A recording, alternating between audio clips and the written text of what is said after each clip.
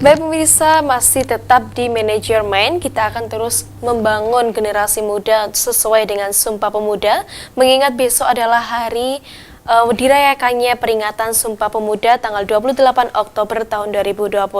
Baik, tadi sudah menjelaskan betapa peran pentingnya generasi muda untuk bangsa Indonesia. Kita kembali ke Bapak Mahmud Ghazali ya Bapak ya. Kenapa sih Pak kok diperingatkan hari Sumpah Pemuda ini tepat pada tanggal 28 Oktober? Sejarahnya gimana ini Pak? Terima kasih. Jadi pelaku-pelaku Sumpah Pemuda itu memang pemuda-pemuda yang usianya berkisar 24 sampai 25 tahun. Okay. Sekarang ini generasi milenial lah. Yeah. Generasi milenial.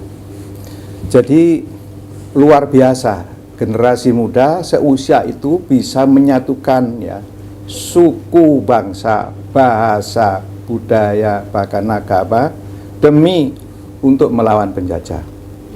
Ini. Nah, tapi tidak boleh lupa juga bahwa dalam Sumpah Pemuda itu juga dinyanyikan lagu Indonesia Raya yang pertama bersamaan dengan Sumpah Pemuda.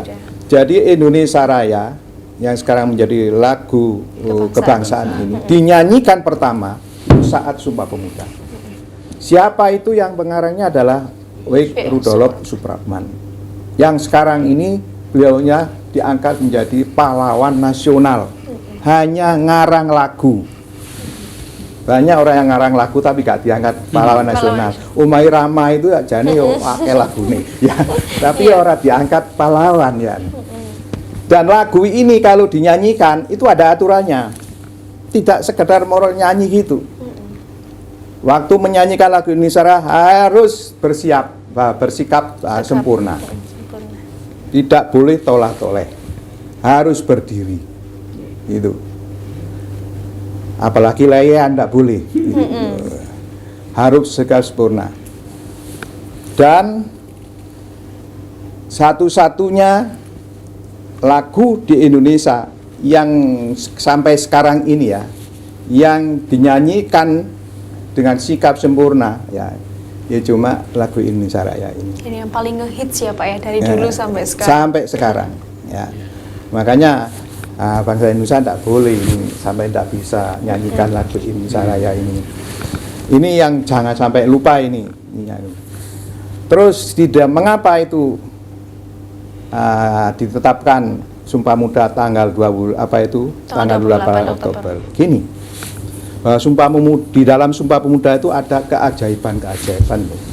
Mungkin orang kalau tidak hanya membaca hanya membaca sejarah saja ya, tidak tahu bahwa di situ ada keajaiban.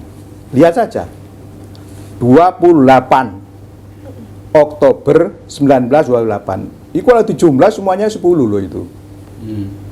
28 itu 2 dengan 8 10. Oktober itu bulan 10. 19 9 sama 1 10. 28 10. Jadi 10 jejer rapat itu. Itu artinya 10 kalau dijumlah 1. Jadi 1 tanah air Indonesia. Nah, kemudian yang 28 tahun 28 satu bangsa Indonesia. Yang Oktobernya 10 juga satu bahasa Indonesia. Yang satunya tanggalnya 28 itu satu NKRI. Sampai sekarang ini harga mati. Ini ada suatu keajaiban. Ini dilihat dari waktu aja ini. Memang ini bukan buatan manusia ini. Ajaib di situ. Kalau ajaib berarti ya dari atas, dari Allah. Kita tidak bisa ngotak-ngatik itu. Bukan ketepatan itu, memang itu dikehendaki itu. Bukan itu memang jalan untuk merdeka. 17 tahun setelah itu merdeka dengan keajaiban itu. Keajaiban yang kedua, tempat. Tempatnya adalah di Gang Kenari nomor 106. Gang Kenari. Di Jalan Keramat Raya di daerah Jatinegara yang sekarang menjadi Jakarta itu. Gang Kenari, gang itu merupakan jalan yang sangat sulit. yang sangat ya rawan penyamun lah di situ, begal dan sebagainya, jalannya tidak enak, gang itu, yono bendruwo barang-barang ditakuti. Gitu. Kenari, untuk menuju Kenari. Kenari itu apa? Kesatuan Republik Indonesia. Bukan burung ya? Burung, bukan burung. Kalau sekarang ini burung kenari. Kesatuan Republik Indonesia, disingkat Kenari. Kesatuan Negara Republik Indonesia. Kok kebetulan ini kok gangnya Kenari. Kemudian Keramat Raya. Keramat itu mulia, raya itu besar. Untuk menuju kemuliaan yang besar. Kemudian di daerah Jatinegara untuk menuju jati diri negara. Jadi kalau negara itu belum merdeka itu tidak punya jati diri. Baru punya jati diri negara kita ini, bangsa Indonesia ini setelah merdeka. Maka ada keajaiban di tempat itu. Itu sulit loh itu. Jadi orang kalau hanya membaca saja, yalah Sumpah Pemuda ya kita peringati. Tapi ada suatu keajaiban. Ini yang dilakukan oleh pemuda. Sehingga 17 tahun setelah itu kita merdeka. Merdeka itu saja, ya. Mungkin kalau secara akal tidak mungkin waktu itu. Tidak mungkin kita bisa merdeka. Oleh sebab itu, di dalam Undang-Undang Dasar 45 dalam pembukaan alinea ketiga disebutkan, atas berkat rahmat Allah yang Maha Kuasa dan didorongkan oleh keinginan luhur supaya berkehidupan kebangsaan yang bebas, maka rakyat Indonesia menyatakan dengan ini kemerdekaannya. Jadi kemerdekaan yang diperoleh oleh bangsa Indonesia ini diakui itu atas berkat rahmat Allah, Tuhan yang Maha Kuasa. Ini menunjukkan bahwa bangsa Indonesia bukan bangsa yang sombong. Bangsa Indonesia adalah bangsa yang agamis, religius, percaya pada Tuhan, bukan yang sombong. Tidak ada dalam alinea di pembukaan disebutkan bahwa kemerdekaan atas perjuangan bangsa Indonesia, atas perjuangan bangsa Indonesia yang berani melawan penjajah. Tidak ada. Atas berkat rahmat Allah yang Maha. Inilah bedanya dengan negara lain. Nah, semuanya itu sumbernya ya itu tadi, keajaiban itu tadi. Dari Allah itu dituntun. Karena apa? Bangsa Indonesia itu ya menderita itu ratusan tahun, 350 tahun. Kalau tidak ada atas berkat rahmat Allah, ya melalui proses Sumpah Pemuda itu, perjuangan menyatukan itu, mungkin kita sampai sekarang belum merdeka. Nah, itulah mengapa Sumpah Pemuda ini penting dalam proses ya untuk menuju ke kemerdekaan ini. Saya kira itu. Kemudian yang paling penting juga saya katakan tadi bahwa sumpah itu ada sumpah yang ketiga itu adalah sumpah presiden. Bab sumpah itu mengandung arti adalah ratu adil, ya. Ratu itu kekuasaan, adil itu meletakkan suatu pada tempatnya. Namanya sumpah itu adalah ya sesuatu yang memang dipertanggungjawab. Kalau itu tidak dilaksanakan itu nanti akan mendapat laknat dari Allah.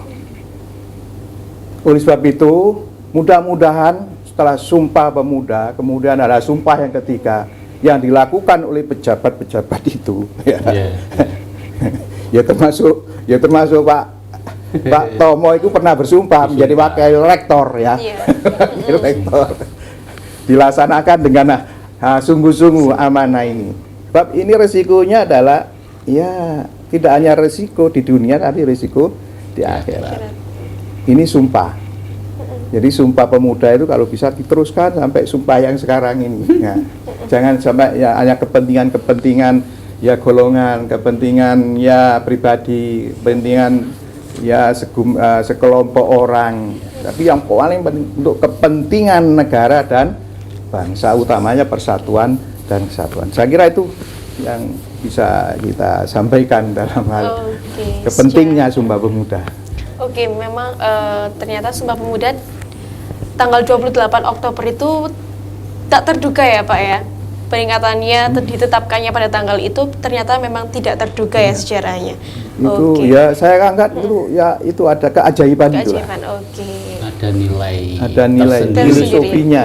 Ya. Tidak hanya sekedar pikiran manusia. Bukan Kira-kira manusia gitu ya. Iya, oke. Jadi kalau di agama Islam itu ada tasawufnya itu. Oke. Tidak hanya syariat tapi tasawuf juga. Oke, kembali lagi kepada Bapak Sutomo ya. Pak, kenapa sih pemuda saat ini tuh jarang sekali mencontoh pemuda zaman dahulu yang semangat berkorban untuk kemerdekaan? Sekarang memang semangat, tetapi ada kebanyakan hal yang lain Pak semangatnya ini. Bisa dijelaskan mungkin? Oke, baik. Sebenarnya saya tidak bermaksud untuk yang sekarang tidak seperti dulu ya. Ya. Jadi karena memang semangat para pahlawan pada masa lampau dalam konteks untuk merebut kemerdekaan itu tentu sangat berbeda dengan bentuk atau cara semangat untuk hari ini ya. Untuk hari ini saya melihat masih banyak ya pemuda-pemuda yang memiliki integritas, memiliki progresivitas, memiliki agresivitas dan sifatnya sangat dinamis dia. Untuk terus mencoba untuk menguatkan dirinya, untuk mempersiapkan berbagai macam bekal dalam rangka ya dia bisa bersaing dengan yang lain. Artinya bersaing dengan yang lain itu sesungguhnya bangsa Indonesia juga terus mempersiapkan bagaimana kompetisi-kompetisi yang ada di dunia, tidak hanya di Indonesia saja, tapi ini levelnya di dunia. Sehingga kita juga tahu bahwa seringkali delegasi-delegasi Indonesia, pemuda-pemuda Indonesia memenangkan berbagai macam perlombaan di luar negeri, skala internasional. Itu artinya memang model perjuangannya mau tidak mau harus berubah dan harus berbeda. Oke, kita lanjutkan selain satu ini aja Bapak ya. Oke, jangan kemana-mana pemirsa karena kita masih ada segmen yang terakhir. Tetap di Manage Your Mind.